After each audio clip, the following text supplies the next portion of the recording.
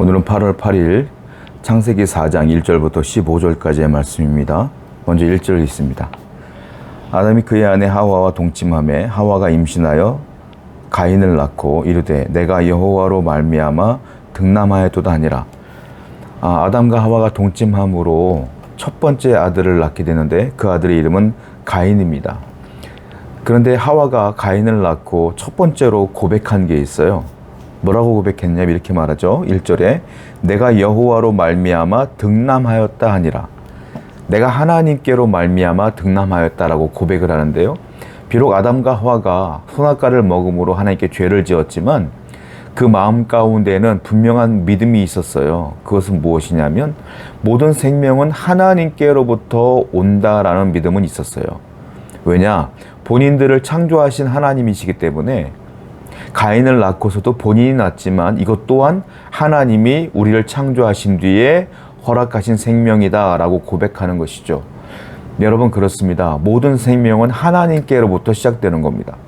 생명이 하나님께로부터 시작된다는 것은 모든 삶의 근원지가 어디냐? 하나님으로부터이다 라는 거예요.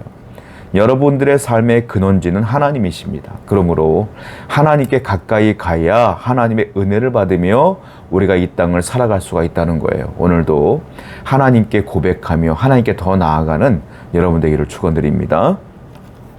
2절부터 4절입니다. 그가 또 가인의 아우 아벨을 낳았는데 아벨은 양치는 자였고 가인은 농사하는 자였더라. 세월이 지난 후에 가인은 땅의 소산으로 제물을 삼아 여호와께 드렸고 아벨은 자기도 양의 첫 새끼와 그 기름으로 드렸더니 여호와께서 아벨과 그의 제물은 받으셨으나, 이제 가인은 성장하면서 농사를 짓는 농부가 되었고요. 그리고 2절을 보니까 아벨은 양을 치는 목동이 되었다라고 고백하고 있어요. 그리고 3절을 보게 되니까 가인은 자기의 소산물로 하나님께 제사를 드렸고 아벨은 양의 첫 새끼와 그 기름으로 하나님께 드렸는데요. 하나님은 제사를, 누구의 제사를 받았냐면 아벨의 제사만 받았다라고 성경에는 표현되어 있다라는 겁니다. 왜 하나님은 아벨의 제사만 받았을까요? 그 이유는 히브리서 기자가 자세히 썼는데 히브리서 11장 4절을 보게 되면 이렇게 표현되고 있어요. 아벨이 믿음으로 가인보다 더 나은 제사를 드렸다라고 표현되어 있거든요. 즉 가인의 제사에는 믿음이 빠져 있고요. 아벨의 제사는 믿음이 포함되어 있다. 그래서 하나님은 하나님을 믿는 아벨의 제사만 받았다라고 히브리서 기자는 표현하고 있다라는 거죠. 여러분, 우리가 제사 드리는데 하나님께 예배하는데 가장 중요한 것은 무엇이냐면 형식이 아니라, 행동이 아니라 그 안에 내 마음이 얼마나 들어있느냐가 중요하다. 그것을 뭐라고 표현합니까? 믿음이라고 표현해요. 여러분들이 하나님께 예배할 때 가장 중요한 건 뭐냐? 믿음이다라는 겁니다. 믿음이 있으면요, 우리가 언제 어디서든 하나님께 예배할 수 있어요. 믿음이 없으면 예배할 수 없어요. 가장 중요한 건 무엇이냐? 믿음이다. 오늘도 믿음으로 하나님께 나아가시고 하나님과 동행하는 여러분 되기를 축원드립니다. 5절부터 7절. 가인과 그의 제물은 받지 아니하신지라 가인이 몹시 분하여 안색이 변하니 여호와께서 가인에게 이르시되 네가 분하여 함은 어찌 됨이며 안색이 변함은 어찌 됨이냐. 네가 선을 행하면 어찌 낯을 들지 못하겠느냐. 선을 행하지 아니하면 죄가 문에 엎드려 있느니라. 죄가 너를 원하나 너는 죄를 다스릴지니라. 화가 난 겁니다.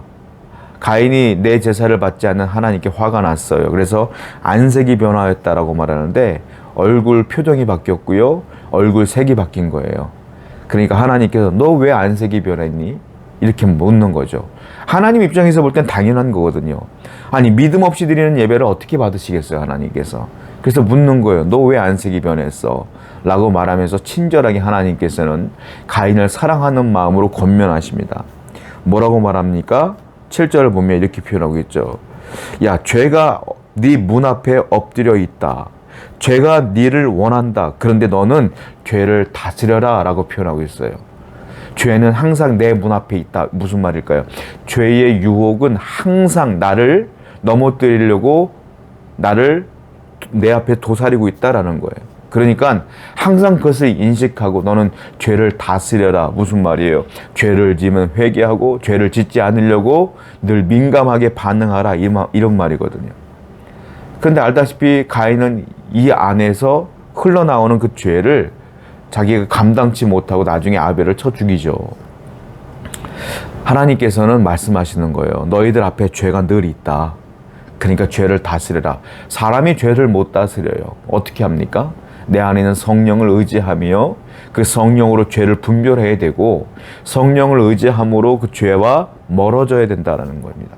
그러니까 항상 여러분들은 하루 24시간을 살아가는데 우리가 한순간 한순간도 죄를 늘 인식하며 살아야 된다. 내가 하는 행동들이, 내가 하는 말들이 죄인지 아닌지를 늘 인식하고 성령께 물으며 살아가는 것이 성도의 삶이다라는 거예요.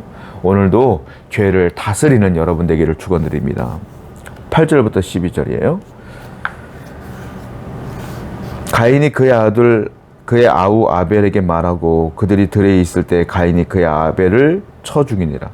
여호와께서 가인에게 이르시되 네 아우 아벨이 어디 있느냐? 그가 이르되 내가 알지 못하나이다. 내가 내 아우를 지키는 자이까. 이르시되 네가 무엇을 하였느냐? 내 아우의 핏소리가 땅에서부터 내게 호소하느니라. 땅이 그 입을 벌려 네 손에서부터 네 아우의 피를 받았은즉 네가 땅에서 저주를 받으리니 네가 밭을 갈아도 땅이 다시는 그 효력을 내게 주지 아니할 것이요 너는 땅에서 피하며 유리하는 자가 되리라. 가인이 분노를 하나님께서 분명히 죄를 다스리라고 했는데 그 말을 듣지 않고요. 죄를 그대로 받아들여요. 그래서 아벨을 불러다가 돌로 아벨을 쳐서 죽입니다. 형이 동생을 쳐 죽였어요. 모르는 사람을 죽이는 것도 우리가 이해할 수가 없는데 함께 자란 가족 동생을 쳐 죽였어요. 아벨은 아무 형한테 잘못한 게 없어요. 그런데 아벨을 쳐 죽였다. 그래놓고선 하나님께서 묻죠. 네 아우 아벨이 어디 있느냐? 하나님은 다 아시니까 묻는 거예요. 근데 가인이 뭐라고 말하죠? 내가 내 아우를 지키는 자입니까? 나 몰라요. 이 말이에요. 살인을 저지른 가인은요. 하나님 앞에서도 뻔뻔하게 거짓말해요. 난 몰라요. 마치 살인자가 당신 살인자요 했을 때 나 아니요 라고 하는 거 발뺌하는 것처럼 거짓말로 일관을 해요. 너무 뻔뻔하지 않습니까? 가인의 모습은 오늘날 많은 죄를 저지른 사람들의 모습과 똑같다라는 거죠. 내가 하나의 죄를 저지르면 끝나는 게 아니에요. 하나님 앞에서도 죄를 저질러요. 이렇게 뻔뻔하게 거짓말하면서 말이죠. 하나님 앞에 하나님을 모욕하는 것이죠. 능욕하는 것이죠. 하나님은 다 알고 계시는데 여러분 죄가 얼마나 무서우냐? 죄 때문에 가정이 파탄났어요. 그리고 죄 때문에 가인과 하나님의 관계는 깨져버렸어요. 죄가 이렇게 무서운 거예요. 죄는 모든 관계를 깨뜨려요. 특별히 하나님과 나와의 관계를 깨뜨리는 게 죄다. 그리고 죄의 결과물이 바로 여러분들의 주의를 다 박살내는 거예요. 그러므로 죄의 유혹에 넘어가시면 안 돼. 죄의 유혹은 달콤하지만 그 결과는 이와 같이 모든 것들을 깨뜨리는 결과가 나타난다. 그러니까 죄를 멀리 하시고 항상 조심하시는 여러분 되기를 축원드립니다. 13절부터 15절입니다. 가인이 여호와께 이르되 내 죄벌이 자기가 너무 무거우니라. 주께서 오늘 이 지면에서 나를 쫓아내시온즉 내가 주의 낯을 배웁지 못하리니 내가 땅에서 피하며 유리하는 자가 될지라. 물은 나를 만나는 자마다 나를 죽이겠나이다. 여호와께서 그에게 이르시되 그렇지 아니하다. 가인을 죽이는 자는 벌을 7배나 받으리라 하시고 가인에게 표를 주사 그를 만나는 모든 사람에게서 죽임을 면하게 하시니라. 하나님께서 벌을 줬는데 넌 유리하는 자가 될 거야 라고 땅을 농사를 지어도 하나님께서는 농작물의 결과를 좋지 않게 하실 거예요. 그래서 땅을 못 가질 것이며 유리하는 방황하는 자가 될 것이라고 했더니 내가 돌아다니면 방황하면 다른 사람 날 죽일 겁니다. 내가 무섭습니다. 두렵습니다. 했더니 아니다. 그렇지 않을 거야. 내가 너한테 표식을 줄 건데 그것을 보는 사람들은 너를 죽이지 못할 것이며 혹시 너를 죽이더라도 그에게 7배나 더한 벌이 기다리고 있으니까 안심하라 라고 말씀하시는 거예요. 하나님의 자비로움이 나타나요. 하나님은 비록 가인이 죄를 지었지만 울며 슬퍼하는 가인을 하나님께서는 그에게 또 은혜를 주시는 거예요. 살 수 있는 은혜를 주시는 것이죠. 그런데요, 여러분 이걸 알아야 돼요. 성도들 가운데서도 하나님은 내가 죄를 회개하면 용서해 주셔 라는 믿음이 있기 때문에 죄 짓고 회개하고 죄 짓고 회개하고 자유롭게 사는 사람들이 있어요. 하나님은 물론 자비로운 분이며 은혜로운 분이에요. 가인이 죄를 지었어도 그래도 하나님은 자비로운 마음으로 어떻게든 가인을 회복시키려고 애쓰시는 분이 하나님이시다라는 거죠. 그런데 그 자비로운 하나님, 은혜로운 하나님을 악용하여 내가 죄 짓고 회개하고 죄 짓고 회개하는 것을 자유롭게 해 나간다면 그것만큼 악랄한 사람은 없는 거예요. 결국 하나님은 여러분들을 놓으실 수 있어요. 여러분 그걸 아셔야 돼요. 정말 하나님을 사랑한다면 내가 실수를 죄를 지었으면 회개함으로 용서받고 다시는 그 죄를 짓지 않으려고 애를 쓰고 노력을 해야 된다는 거죠. 그런데 자유롭게 용서받았으니까 또 짓고 용서받았으니까 또 짓고, 이건 하나님의 자비하심을 모욕하는 것이고 오용하는 것이며 악용하는 것이다. 그러니까 하나님은 그런 사람들에게 은혜를 줄 수가 없어요. 조심하세요. 하나님은 많은 기회를 주겠지만 그 기회는 반드시 끝이 있어요.